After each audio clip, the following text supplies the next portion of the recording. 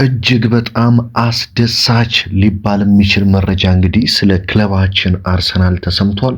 በተለይ ከትላንትና ጀምሮ ያለው ቀን ለአርሰናል ደጋፊዎች በጣም አስደሳች ብዬ ልጠራው የምችለው ቀን ነው። ምክንያቱም ስለ ብሩኖ ጉማሬሽም ስለ ቪኒሺየስ ጁኒየርም እጅግ በጣም ጥሩ መረጃዎች ነው እየተሰሙ የሚገኙት።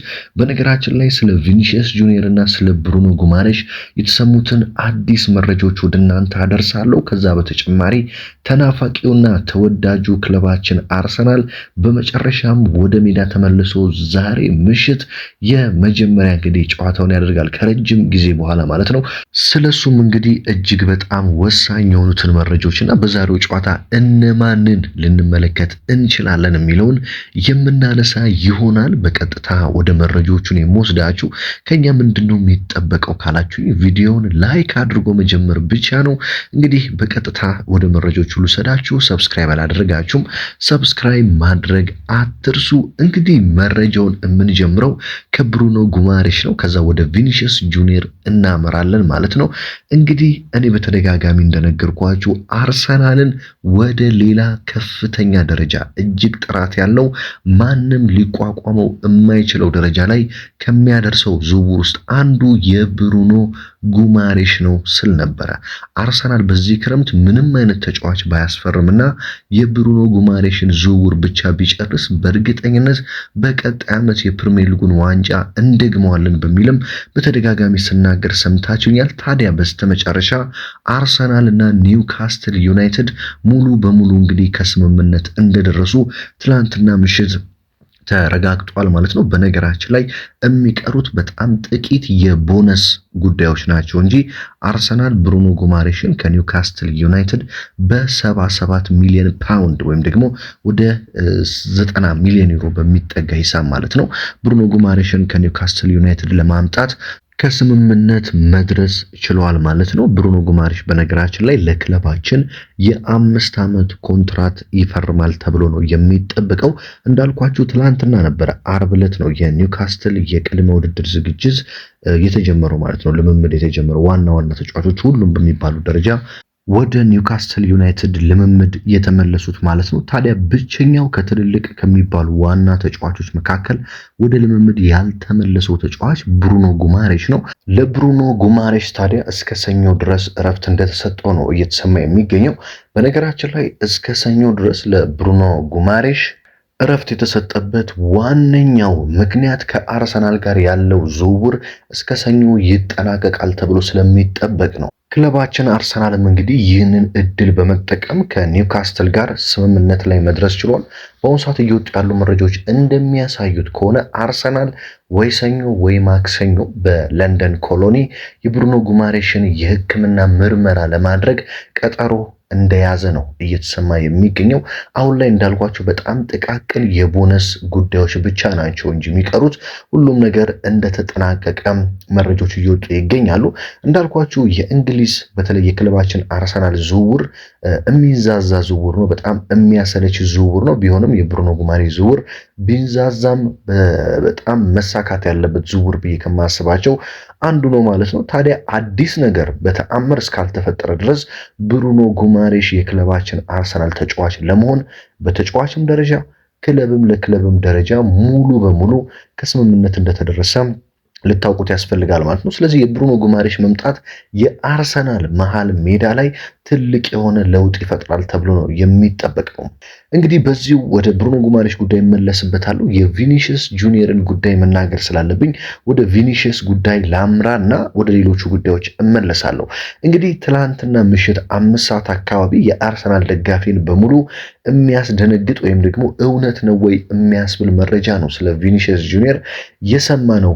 ውድ አድማጭ ተመልካቾቼ እንግዲህ እንደምታውቁት ትላንትና ቀን ላይ አንድ መረጃ የስፔኑ ታማኝ የሚባለው የመረጃ ምንጭ ማርካ ይዞ ወጣ። እሱ ምንድነው? ሪያል ማድሪዶች ለቪኒሺየስ ጁኒየር አንድ ነገር ግልጽ አድርገውለታል። ወይ ኮንትራትን ፈርም ወይም ደግሞ ክለቡን ልቀቅ በሚል የመጨረሻ ምርጫ እንደሰጡት ተሰምቷል። ታዲያ ሪያል ማድሪዶች 3 ምርጫ ነው ለቪኒሺየስ ጁኒየር ወኪሎች የነገሯቸው። አንደኛ እንፈልገዋለን ተጫዋቹን በሪያል ማድሪድ ቤት ኮንትራትን አራዝም የሚል ነው። ሁለተኛ ኮንትራትን ማታራዝም ከሆነ ጥሩ ጥያቄ ከመጣ እንሸጣለን የሚል ነው። ሶስተኛ ደግሞ ኮንትራትን ሳታራዝም በዛ ላይ ደግሞ ማትሸጥ ከሆነ በቀጣይ ዓመት ብዙ የመጫወቻ ደቂቃ አታገኝም፣ ቤንች ላይ ነው የምትቀመጠው በሚል ለቪኒሺየስ ጁኒየር ማስፈራሪያ ጭምር የሚመስል ነገር ግልጽ አድርገው ነግረውታል። እንግዲህ ቪኒሺየስ ጁኒየር እና ሪያል ማድሪድ በፍጹም በገንዘብ ጉዳይ ሊስማሙ አልቻሉም ማለት ነው። ቪኒሺየስ ጁኒየር በተለይ እንዳልኳችሁ ከፎቶ ከኢሜጅ መብት ማለት ነው ብዙ ፐርሰንት ይፈልጋል። ሪያል ማድሪዶች ደግሞ እንደዛ አይሰጡም። አርሰናል ቤት ቢመጣ አርሰናል ለቪኒሺየስ ጁኒየር 100% የምስል መብት ሊሰጠው ይችላል። ሪያል ማድሪዶች ግን ይህንን ማድረግ አልፈለጉም። በጉርሻዎች ላይ በደሞዝ ላይ በጣም ትልቅ የሆነ የገንዘብ ክፍተት ነው ያለው። ለዚህ ነው ሪያል ማድሪዶች ከአሁን በኋላ ምንም አይነት የደሞዝ ጥያቄ አናስተናግድም፣ ወይ የቀረበልን ተቀበል ካልሆነ ደግሞ ክለቡን መልቀቅ ትችላለህ በሚል በግልጽ ያሳወቁት ማለት ነው። ይህ ታዲያ ቀን ላይ ተሰምቶ ይህ በቃን ብለን ሳንጨርስ ትናንትና ምሽት 5 ሰዓት ላይ ደግሞ አርሰናልና ቪኒሺየስ ጁኒየር በግል ጥቅማ ጥቅም ጉዳይ ሙሉ በሙሉ ከስምምነት እንደደረሱ ተሰምቷል ማለት ነው። የግል ጥቅማ ጥቅም ማለት የደሞዝ ጉዳይ፣ የምስል መብት ጉዳይ፣ በቃ ከግል ጋር የሚገናኙ ጥቅማ ጥቅሞች በሙሉ ቪኒሺየስ ጁኒየር ተስማምቷል ማለት ነው ከአርሰናል ጋር። አርሰናል ውስጥ ለውስጥ ከቪኒሺየስ ወኪሎች ጋር እየተነጋገረ እንደነበረ ነው የትላንትና ምሽቱ መረጃ የሚያሳየው። ታዲያ ቪኒሺየስ ጁኒየርም አርሰናልን በግል ጥቅማ ጥቅም ጉዳይ ምንም ችግር እንደሌለበት፣ አርሰናልም ቪኒሺየስ ጁኒየር የሚፈልገውን ነገር በሙሉ እንዳቀረበለት ተረጋግጧል ማለት ነው። ስለዚህ አሁን የቪኒሺየስ ጁኒየር ግል ጥቅማ ጥቅም ተወስኗል። ስለዚህ አሁን የሚቀረው ክለባችን አርሰናል ከሪያል ማድሪድ ጋር ውይይት መጀመር ብቻ ነው። እንግዲህ እንዳልኳችሁ ሪያል ማድሪዶች አሁንም ቪኒሺየስ ጁኒየርን ለማቆየት የቻሉትን ድንጋይ እንደሚፈነቅሉ ምንም ጥርጥር የለውም። ያው ደሞዝ ባይጨመርለትም በዚሁ በሪያል ማድሪድ መቆየት አለብን በሚል በርካታ የማሳመን ስራዎች ሊሰሩ ይችላሉ። በነ ኪሊያን ኤምባፔ፣ በነ ጁድ ቤሊንግሃም፣ በተለየ ሪያል ማድሪዱ ፕሬዚዳንት ተጽዕኖ ፈጣሪው ፍሎሬንቲኖ ፔሬዝ እንዲቆይ እንደምንም ለማመቻቸት ሊሞክሩ ይችላሉ። ነገር ግን ቪኒሺየስ ጁኒየር ከክለባችን ጋር በግል ጥቅማ ጥቅም ጉዳይ ተስማምቷል። አሁን በቀጣዮቹ ቀናት አርሰናል በተለይ የብሩኖ ጉማሬሽን ጉዳይ እያጠናቀቀ ዛሬ ምሽት ወይም ደግሞ እስከ ነገ ሂርዊጎ የሚለውን መረጃ እንሰማለን በብሩኖ ጉማሬሽ ጉዳይ። ስለዚህ አርሰናል ወዲያውኑ ፊቱን ሙሉ በሙሉ እንግዲህ የቪኒሺየስ ጁኒየር ዝውውር ላይ ያደርጋል ተብሎ ይጠበቃል። እንግዲህ ትላንትና በፊት ከነገርኳችሁ መረጃ አርሰናል ቪኒሺየስ ጁኒየርን የማስፈረም እድሉ 20% እና 10% ነበር። ትላንትና ምሽት ጀምሮ ዛሬ ማለዳ የሚወጡ ሁሉም ታማኝ የሚባሉ እንደ ፖሊ ማርኬት ያሉ ሌሎችም እንደዚህ ግምታቸውን የሚያስቀምጡ የቪኒሺየስ ጁኒየር ወደ አርሰናል የመሄድ ነገር ከ20% አሁን ወደ 44% እንዳደገ እያጋሩ ነው የሚገኙት ማለት ነው። ሪያል ማድሪድ የመቆየት እድሉ 56 ሲሆን ወደ አርሰናል የመሄድ እድሉ ደግሞ 44 ደርሷል ማለት ነው ከ20%። እንግዲህ ይህ ዝውውር የሚሳካ ከሆነ የአሰልጣኝ ሚኬል አርቴታ ትልቅ እቅድ ሰራ ማለት ነው። ምክንያቱም የአሰልጣኝ ሚኬል አርቴታ ትልቁ እቅድ በቀጣይ የውድድር ዓመት በአርሰናል ቤት ቢያንስ አንድ የዓለም ምርጥ ተጫዋች ወይም አንድ ሱፐርስታር እንዲኖር ነው። ያ ሱፐርስታር ደግሞ የብራዚላዊው ተጫዋች ቪኒሺየስ ጁኒየር ነው፣ የአርቴታ ህልም ማለት ነው። ስለዚህ ቪኒሺየስ ጁኒየር ወደ ክለባችን አርሰናል የሚመጣ ከሆነ የአርቴታ እቅድ ይሳካል ማለት ነው። አስቡት፣ የፊት ለፊት መስመራችን በግራ በኩል ቪኒሺየስ ጁኒየር፣ በቀኝ በኩል ቡካዮ ሳካ፣ የፊት ለፊት አጥቂያችን ደግሞ ቪክተር ዮኬሬሽ ወይም ደግሞ ካይ ሃቨርትን አድርገን ምን አይነት የማጥቃት አማራጭ ሊኖር እንደሚችል ከኋላ ደግሞ ስትመለከቱ መሃል ሜዳ ላይ ዴክላን ራይስ፣ ብሩኖ ጉማሬሽ እንደዚሁም ኤቭሪቼዜ እና ማርቲን ኦዲጋርድን ስትመለከቷቸው ምን አይነት ከባድ የሆነ የአርሰናል ስብስብ ልንመለከት እንደምንችል መገመት በጣም ቀላል ነው። የተከላካይ ስፍራችን፣ የመሃል ሜዳችን፣ የአጥቂ ስፍራችን እጅግ በጣም አስፈሪ ይሆናል ማለት ነው። በተለይ ሁለቱ ብራዚላውያን የሚመጡ ከሆነ ወደ ክለባችን፣ እንደምታውቁት በክለባችን ያው በርካታ ብራዚላዊ ተጫዋቾች አሉ። ጋብሪኤል ማጋሌሽ አለ፣ ማርቲኔሊ አለ። በተለይ አሁን ደግሞ ብሩኖ ጉማሬሽ የሚመጣ ከሆነ ለቪኒሺየስ ጁኒየርም በርካታ ብራዚላዊ ተጫዋቾች በክለባችን መኖራቸው ተጫዋቹ አርሰናልን በቶሎ እንዲለምድ ስለሚያስችለው ተጫዋቹ ወደ ክለባችን እንዲመጣ ሁሉም ነገሮች እየተቆፈሩ አርሰናልም የቻለውን ሁሉ እያደረገ ነው የሚገኘው። በተለይ የክሮንኬ ፋሚሊ ምስጋና ይገባዋል። የአርሰናል ባለቤት ክሮንኬ የቪኒሺየስ ጁኒየርን ለመጨረስ እየሄደበት ያለው ርቀት ይህንን ዝውውር ለመጨረስ እጅግ በጣም የሚያስደንቅ ነው። ለአርሰናል ደጋፊ ባለፉት ዓመታት ያስፈረሟቸው ዝውውሮች የነ ቪክተር ዮኬሬሽ፣ የነ ዴክላን ራይስ፣ የነ ኤብሪቼ ኢዜ፣ የነ ማርቲን ዙሜንዲ፣ ሚኬል ሜሪኖ፣ ሌሎችም በርካታ የምትጠሯቸው ተጫዋቾች የመጡበት መንገድ አርሰናልን ምን ያህል ከፍ ለማድረግ እየሄዱ ያሉበት መንገድ በጣም የሚያስደንቅ ነው። የሌሎች ክለቦችን ኃላፊዎች ወይ ባለቤቶች ብታዩ ደጋፊዎቹን እያቃጠሉ ነው እኮ የሚገኙት። አሁን የማንቸስተር ዩናይትድ ባለቤቶችን ብታዩ፣ የቼልሲ ባለቤቶችን ብታዩት ደጋፊውን እጅግ በጣም ከባድ ሀዘን ውስጥ እየከተቱት ነው የሚገኘው በሚያስፈርሟቸው ተጫዋቾች፣ በቡድኑ ሙሉ መዋቅር። አርሰናል ቤት ስትመለከቱ ግን እጅግ በጣም ጠንካራውን ክለብ ለመገንባት ቀን ከቀን እንግዲህ እየለፉ ነው የሚገኙት። ለዚህ ምስጋና የሚገባቸው ይመስለኛል። ዛሬ ምሽት ታዲያ ክለባችን አርሰናል ከረጅም ጊዜ ናፍቆት በኋላ ወደ ሜዳ ተመልሶ በስፔን የመጀመሪያ ጨዋታውን ያደርጋል። በነገራችን ላይ ጨዋታው ምሽት 3 ሰዓት ላይ የሚደረግ ጨዋታ ነው። ምሽት 3 ሰዓት ላይ ነው ከጂሮና ጋር በስፔን አርሰናል ጨዋታውን የሚያደርገው።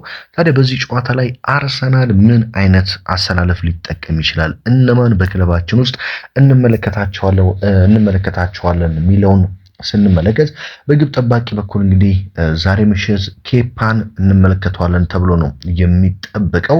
ምክንያቱም ዴቪድ ራያ በዛሬው ጨዋታ ይሳተፋል ተብሎ አይጠበቅም።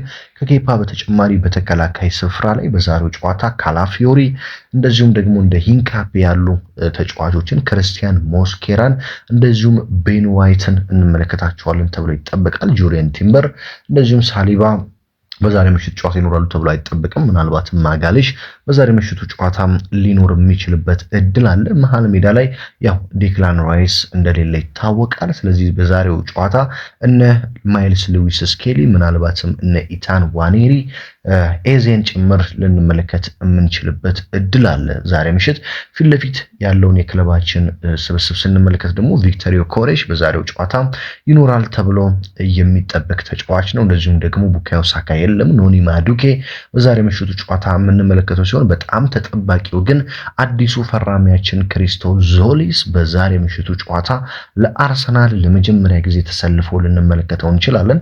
ክሪስቶ ዞሊስ እንግዲህ ለአርሰናል በይፋ ፊርማውን ካኖረ በኋላ ከአርሰናል ጋር በተገቢ መልኩ ልምምዶችን በግሉ ሰርቶ በመቀጠል ደግሞ ከቡድን ጋር በመሆን ልምምድ ሰርቷል። ከአርሰናልም ጋር በቀላሉ እንደተግባባ ነው የውስጥ መረጃዎች እየወጡ የሚገኙት። በዛሬው ጨዋታ በተለይ ይሄ ተጫዋች ምን ያህል ሩጫ ፍጥነቱ ምን ያህል ነው፣ ጉልበቱ ምን ያህል ነው፣ ኳስ ሲይዝ እንዴት ነው የሚይዘው፣ ድሪብሎቹ ምን አይነት ናቸው፣ ሹቶቹ፣ አሲስቶቹ፣ ክሮሶቹ ምን አይነት ናቸው፣ በቀጣይ ውድድር ዓመት ምን እንጠብቅ የሚለውን ከዚህ ከክሪስቶስ ዞሊስ በሚገባ እንመለከታለን ተብሎ ይጠበቃል።